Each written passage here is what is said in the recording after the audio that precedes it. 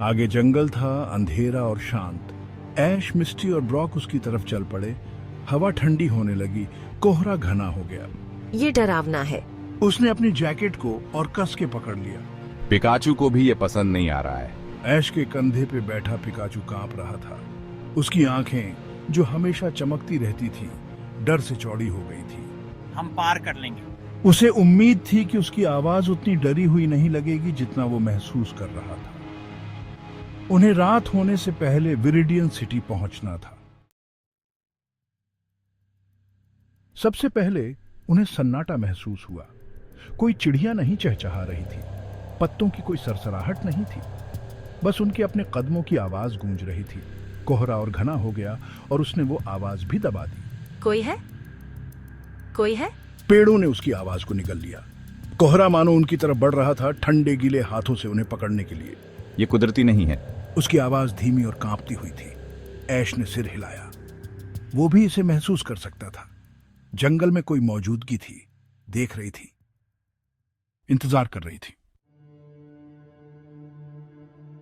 Pikachu घबराकर बोल उठा। वो ऐश के कंधे से चिपक गया, कांप रहा था। क्या हुआ दोस्त? पिकाचू ने अपने कांपते हुए पंजे से इशारा किया। आगे कोहरा घूम रहा था। उसके भीतर काली आकृतियां हिल रही थी, या वो बस पेड़ थे?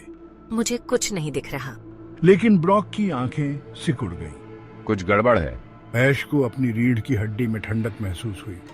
काश वो इस जंगल में कभी नहीं आते। वो घंटों चले, या यूं लगा जैसे घंटे बीत गए हों।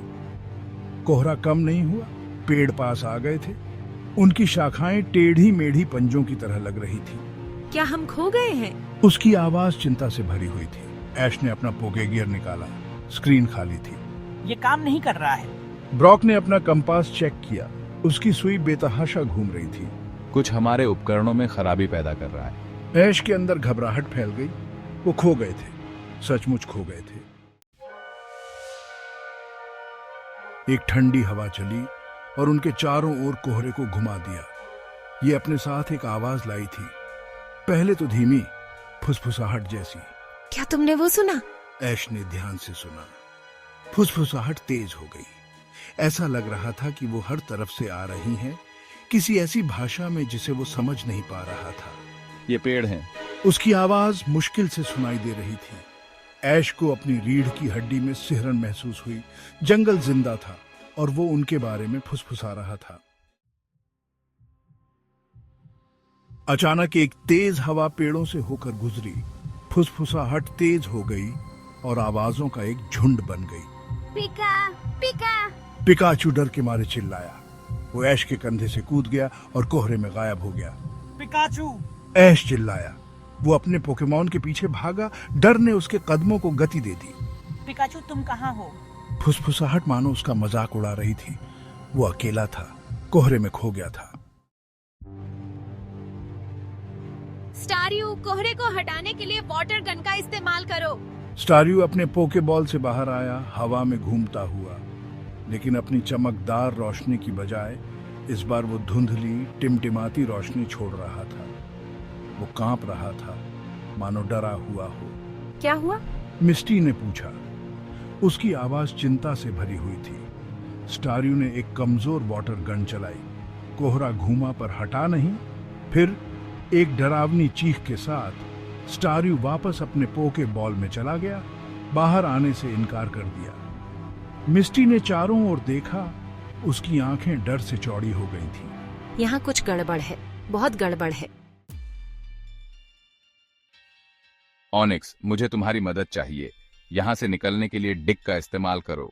ऑनिक्स दहाड़ा और अपने पोके बॉल से बाहर निकल आया। वो जमीन पर पटका, जमीन खोदने की कोशिश कर रहा था, लेकिन कुछ उसे पकड़े हुए था। गहरी परछाइयां उसके शरीर के चारों ओर लिपट गईं, उसे नीचे खींच रही थीं। ब्रॉक चिल्लाया। वो अपने पोकेमॉन की तरफ भागा, उसकी पथरीली खाल को पकड़ लिया। परछाइयों ने अपनी पकड़ मजबूत कर ली और ऑनिक्स को जमीन में और नीचे खींच लिया। ब्रॉक उससे चिपका रहा, लेकिन कोई फायदा नहीं हुआ। एक आखिरी कर्कश दहाड़ के साथ ऑनिक्स मिट्टी के नीचे गायब हो गया। ब्रॉक जमीन पर लेट गया, उसका चेहरा पीला पड़ गया और उसका शरीर कांप रहा था। वो अकेला था। S3 media, forest clearing with lone figure, dark forest with man shouting Onyx Onyx. Ash कोहरे में ठोकरें खाता हुआ चला। उसका दिल जोर जोर से धड़क रहा था। फुसफुसाहट अब उसके चारों ओर थी, लगातार और खतरनाक। वो खो गया था, अकेला था, पूरी तरह फंस गया था। वो अपने घुटनों पर गिर गया, उसकी सारी ताकत चली गई थी। कोहरा उसके चारों ओर घूम रहा था, अब और ठंडा, लगभग घुटन भरा। उसने अपनी आंखें बंद कर लीं, उसके चेहरे पर आंसू बहने लगे। फुसफुसाहट पास आती हुई लग रही थी, बर्फीली उंगलियों की तरह उसके चारों ओर लिपट रही थी।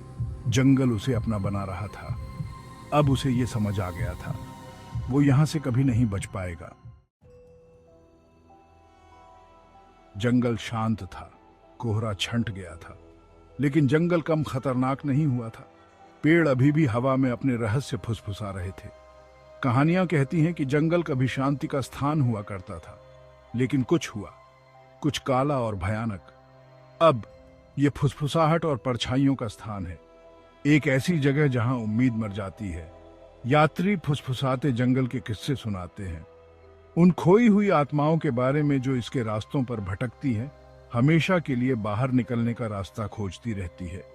वो कहते हैं कि अगर आप ध्यान से सुने तो एक शांत रात में आप अभी भी उनकी चीखें सुन सकते हैं। खोई और भुला दी गई, हमेशा के लिए फुसफुसाते जंगल की आगोश में फंसी हुई।